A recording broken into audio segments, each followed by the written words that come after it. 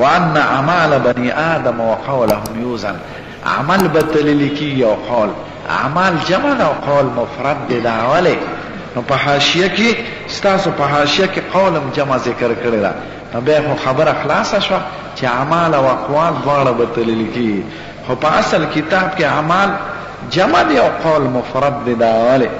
نو که تاسو کتاب کتلی ناغینه معلومیږي چې عمل ځکه جمع ذکر دی چې دا عمل د انسان د مختلفو اندامونو سره تعلق دی، د لاس سره، د خپې سره، د سترګو سره، د پوزې سره، د غوږ سره، او د قول او د وینا تعلق صرف جبې سره دی.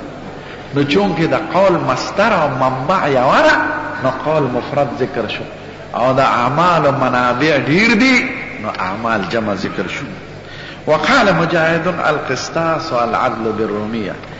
دا خو په تاسو ویلي د امام بخاري چې قرآن شریف کې یو لفظ راشي او بل ځای کې مغه شانت راغلی، یا په حدیث کې راغلی او په قرآن کې، نو دی هغه ذکر کوي که لږ مناسبت یې نه هم، نو د قسطاس او د قسم ماده یوه ده، نو د قسطاس معنی درته ذکر کړه. قسطاس په 15مه پاره کې ذکر دی سورت بنی اسرائیل کې، وزنوا بالقسطاس المستقیم ذلك خیر و احسن تأویلا. ماده یوه ده بحسب زوائد، دا عدل توی په رومه جبه کې، یا اقوم الموازین یا میزان العدل. خپ رومه جبه کې وای، نو په قرآن شریف کې څنګه راغی؟ رومي خو عربي لفظ نه دی، نو په قرآن شریف کې عجمی الفاظ شته. نو دی باره کې د علماء درې رې دي. اوله رې دا ده چې په قرآن شریف کې عجمی لفظ نشته. دا که راغلی دی نو دی ته د قبیلې د مترادف اللغات نه وایي. یو لفظ په مختلفو جبو کې مستعملي، لکه صابون مونږ په پښتو کې وایو، په اردو کې وایو، په فارسی کې وایو، په عربی کې وایو. زعفران، تنور. نو عدل مطلب د ده دی چې قسطاس په عربی کې مستعمل دی او په رومي کې، داسې نه چې رومي لفظ د رومي په حیثیت راغی، نه جمع ده. اوس قرآن شریف کې تنور ذکر دی، وفارت تنور. نو د دې مطلب دا نه دی چې قرآن شریف دا لفظ د پښتنو نه راغشتی دی، پښتانه سي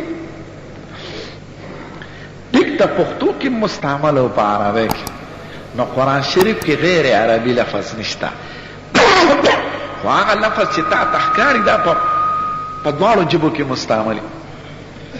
دویمه رای دا ده چې نه، قرآن شریف کې غیر عربي الفاظ شته، خو د عربی په جامه کې راغلی دي. الف لام یې پې خېجولی دی، تنوین یې پې راوسته دی، اعراب یې پې جاری کړی دی. نو شکل، تشکیل، اعراب، خواص مکبره د عربی جبی هغه پیرالل، نو هغه لفظ عجمی، هغه عجمی پاتې نشو، هغه عربی شو. درېمه دا ده چې نه، قرآن شریف کې عجمی الفاظ راغلي، خو یو لفظ دوه دریو څلورو سره د قرآن شریف په عربیت باندې اثر نه پروزي بلسان عربی مبین. لکه دا لفظ شو قسطاس، یا مشکات شو په 18مه پاره کې، یا سجل شو په 18مه پاره کې، یا رعد شو، یا سجیل شو. علم تر کیف سجیل. نو سجیل، مشکات، رعد او قسطاس دا غیر عربی الفاظ دي، خو په عربی کې مستعمل.